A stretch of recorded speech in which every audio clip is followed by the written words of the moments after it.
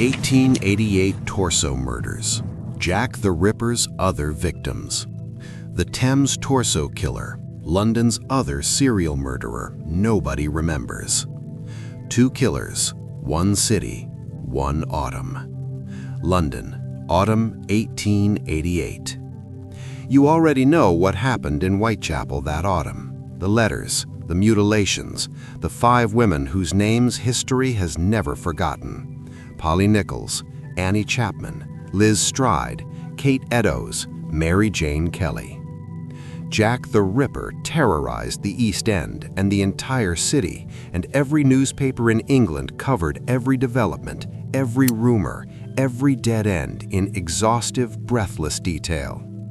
But while all of that was happening, while the police were chasing shadows in Whitechapel, while the press was printing letters and the public was panicking, something else was happening in London. Something quieter, something more methodical, something, in many ways, more disturbing. Another killer was at work. He did not write letters to the newspapers. He did not leave bodies in the street. He worked behind closed doors, in silence, with a precision that suggested not frenzy, but planning. And then he wrapped what was left of his victims in cloth, carried the parcels through the city, and dropped them one by one into the River Thames.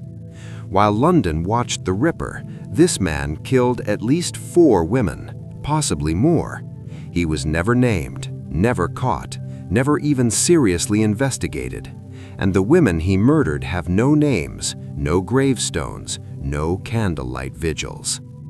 This is the story of the Thames Torso Murders, London's forgotten serial killer, and the women nobody bothered to remember. The river that hid everything. Before we get to the murders themselves, you need to understand what the River Thames was in 1888, because in the modern imagination it is a tourist attraction. Bridges and boat tours, and the Houses of Parliament reflected in the water. In 1888, it was something else entirely. The Thames was the city's sewer, its rubbish dump, its graveyard. Industrial waste poured into it from hundreds of factories. The bodies of suicides were pulled from it weekly by Thames Division officers who had the largest share of suicides of any police unit in London. Decomposed animals, discarded medical waste, the refuse of a city of 5 million people, all of it went into the Thames eventually. This is what made the river so useful to a killer who wanted to dispose of bodies. A human torso wrapped in cloth and dropped into the Thames at night would travel downstream with the current, break apart, surface at different locations days apart. By the time anyone identified the parts as human, let alone as parts of the same person, the crime scene was the entire river. Kilometers of water, no footprints, no witnesses, no blood. Whoever did this understood that. He chose the river deliberately, and he used it for years. Rainham, 1887, the first bundle. May 11, 1887, a lighterman named Edward Hughes is working near his barge on the Thames near the village of Rainham, east of London. He spots something in the water, a bundle wrapped in cloth floating just below the surface. He pulls it out. Inside is the torso of a woman. Over the following weeks, more pieces of the same body surfaced at different points along the Thames and its tributaries: a thigh near Battersea, an arm near Pimlico, limbs in Regent's Canal. Police surgeon Dr. Thomas Bond was tasked with assembling what came in.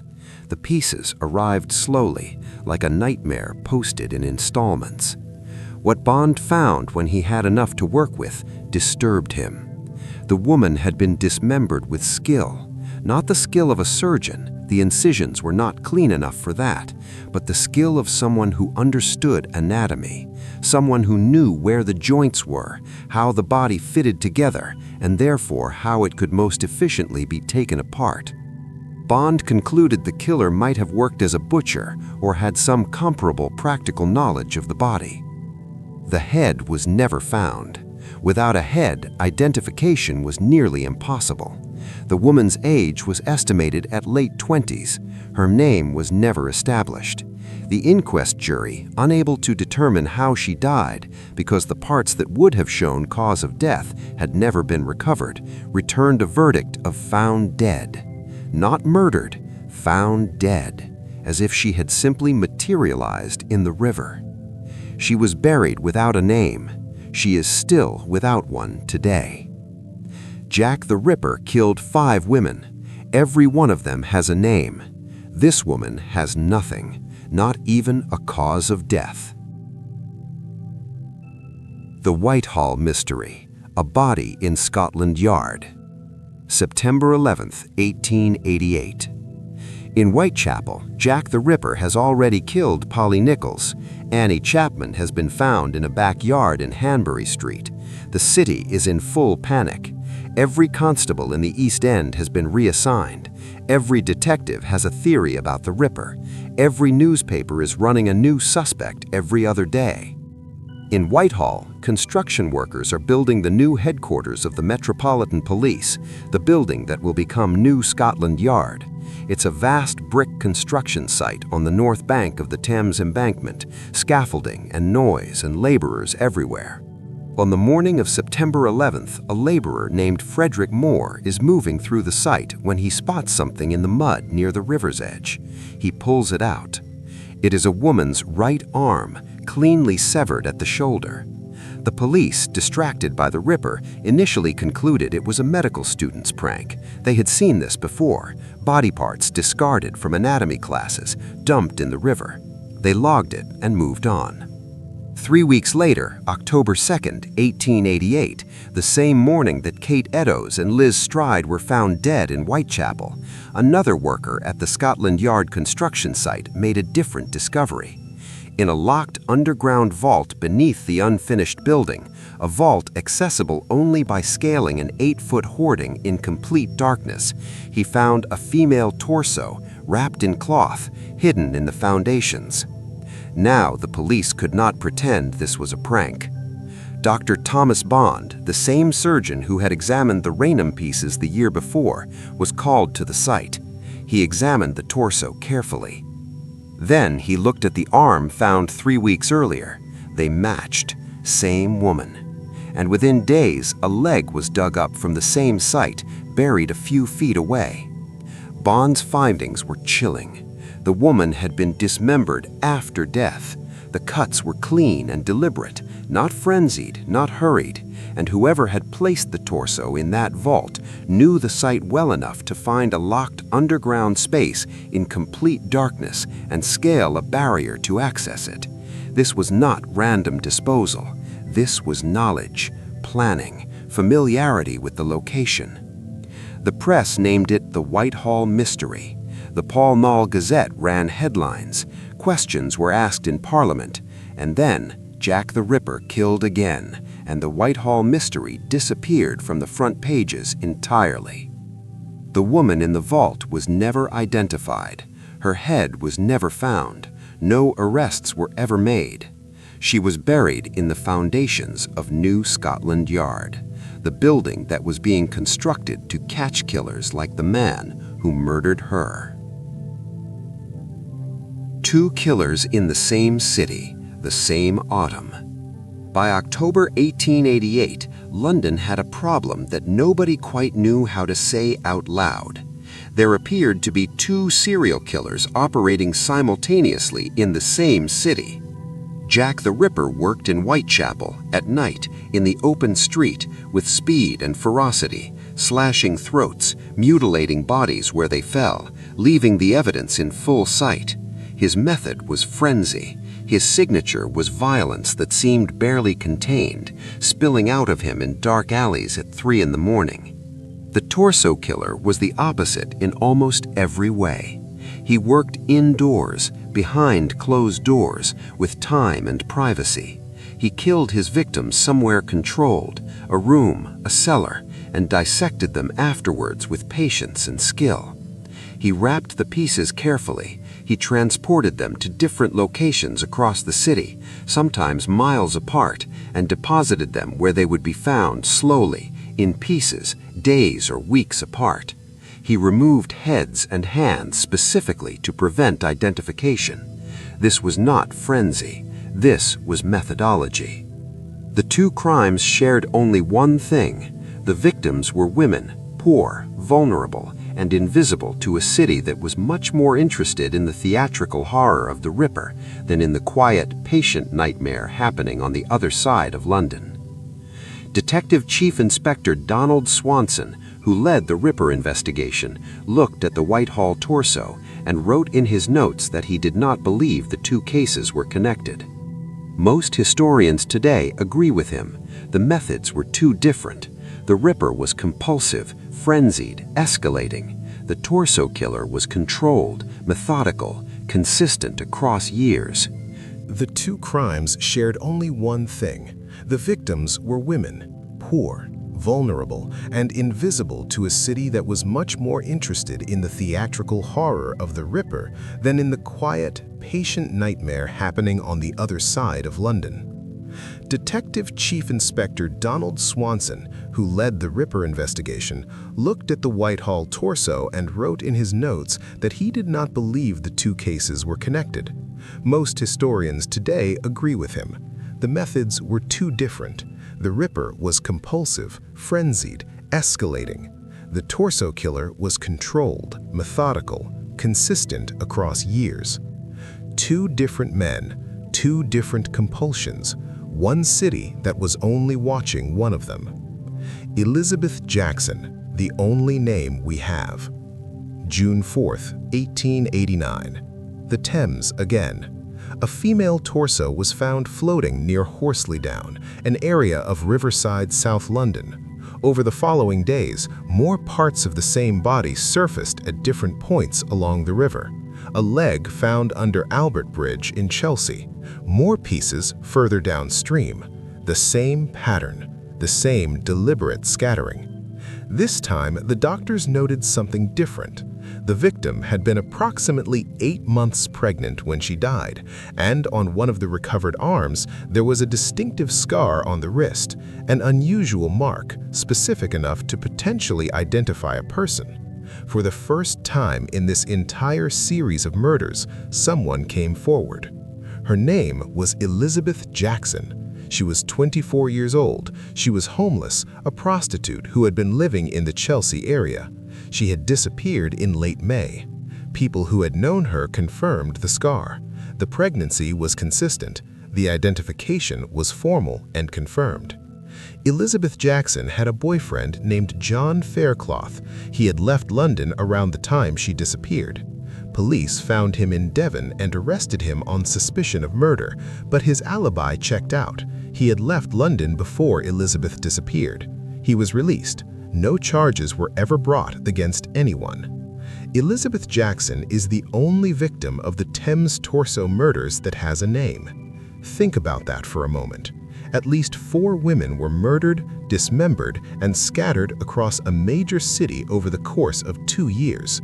One of them has a name. The others are known only by the locations where their parts were found. The Rainham victim, the Whitehall victim, the Pinchin Street torso. Named for the sites where pieces of them were discovered, not for who they were. Nobody has ever found out who the others were. Nobody, in many ways, seriously tried. Pinchin Street, into the Ripper's territory. September 10th, 1889. A railway arch in Pinchin Street, Whitechapel. A police constable named William Pennant was doing his early morning beat when he spotted something beneath one of the dark arches that ran under the railway lines. He looked closer, then he backed away and ran for backup. It was a female torso, wrapped in a chemise, head missing, arms missing, severed cleanly at the waist and at the thighs, placed there deliberately, sometime in the night. The discovery sent a new wave of panic through London. This time, the body had appeared in Whitechapel itself, Jack the Ripper's territory. The press immediately assumed the Ripper was back. Headlines screamed about a new victim. The neighborhood, already traumatized by the murders of the previous year, descended into fresh terror. But the police surgeon's examination told a different story. The dismemberment was too precise for the Ripper's frenzied method. The body had been killed and cut apart elsewhere, then transported to the railway arch for disposal. The torso killer's signature, not the Ripper's. Detective Inspector Frederick Aberline, who had led the Ripper investigation from the ground, examined the scene and agreed this was not the Ripper's work. The woman was never identified. Nobody was ever charged. The case was added to the file of Thames Torso Murders and went cold. It was the last confirmed case in the series. After September 1889, the body parts stopped appearing, which means one of three things. The killer died, was imprisoned on unrelated charges, or simply stopped. We have no idea which. We will probably never know. Who was the torso killer? Over 130 years of analysis, historians and criminologists have put forward several theories. None of them has ever produced a definitive suspect. The most consistent conclusion from the medical evidence is this: the killer had practical anatomical knowledge, but was not a trained surgeon. The cuts were too rough for a doctor, too skilled for a layman. Police surgeon Thomas Bond concluded the most likely candidate was someone who had worked as a butcher or a slaughterman, a person who handled animal carcasses professionally and therefore had learned exactly where the joints were, how to separate limbs from a torso efficiently, how to reduce a body to transportable pieces. In 1888, London had thousands of people who fit that description. Other theories focus on the transportation question. To carry dismembered remains across the city and deposit them in multiple locations without being seen required either extreme luck or a legitimate reason to be moving heavy wrapped packages at night. A tradesman, a delivery man, someone with a cart or handcart that would not attract suspicion. The vault in the Scotland Yard construction site is perhaps the most revealing detail. Someone who knew that site well enough to find a locked underground space in complete darkness was almost certainly connected to the construction work, a laborer, a supplier, a contractor. Scotland Yard quietly investigated the workforce at the site. Nothing came of it. Some researchers have suggested a connection to the Ripper, that both killers were the same man, working in different modes. The timing overlaps almost perfectly. Both series targeted poor women. Both killers had some knowledge of the body, but the method is so fundamentally different, one impulsive and violent in the open, one premeditated and controlled behind closed doors, that most experts reject this theory. Two predators, same city, same hunting ground, different minds. One suspect who has occasionally been mentioned is a man named Seweryn Klosowski, a Polish barber surgeon who was living in Whitechapel in 1888 and who was later hanged in 1903 for poisoning 3 wives. Inspector Aberline himself, years later, suggested Klosowski as a possible Ripper suspect. Some researchers have extended that suspicion to the Torso murders. Klosowski had surgical training. He lived in the area. The timeline fits. But there is no evidence, none, directly linking him to the torso killings. The honest answer is we do not know. We have never known. The killer understood the city and the river well enough to commit at least 4 murders over a period of years and leave behind nothing that pointed to him. Why nobody remembers them? This is perhaps the most important question in this entire story, and the answer is uncomfortable. Jack the Ripper became a legend because his victims had names, because the murders happened in the open, in the street, where anyone could see, because he wrote letters, or someone claiming to be him did, that the newspapers printed in full, because his crimes had drama and pace and escalation, because the police incompetence was public and humiliating and the subject of daily press coverage, because there was a story with a shape, a killer, a hunt, a series of clues, a mystery that has never been solved. The Torso Murders had none of this. The victims could not be identified. The killer had made sure of that by removing their heads. With no name, there was no story, no face to put on a headline, no grieving family to interview, no past to investigate that might lead to a suspect. As crime writer and historian Claire Harmon has noted, a murder without a victim's name is almost impossible to sustain public interest in. We need to know who was lost in order to feel the loss.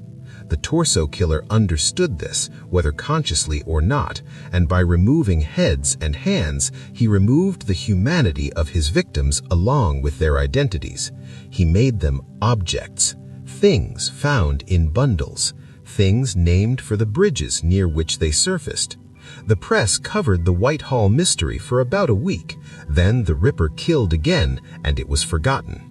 Elizabeth Jackson's murder received more coverage. She had a name, a face that people who knew her could describe, but she was homeless, a prostitute, poor. In Victorian England, that determined how hard anyone tried.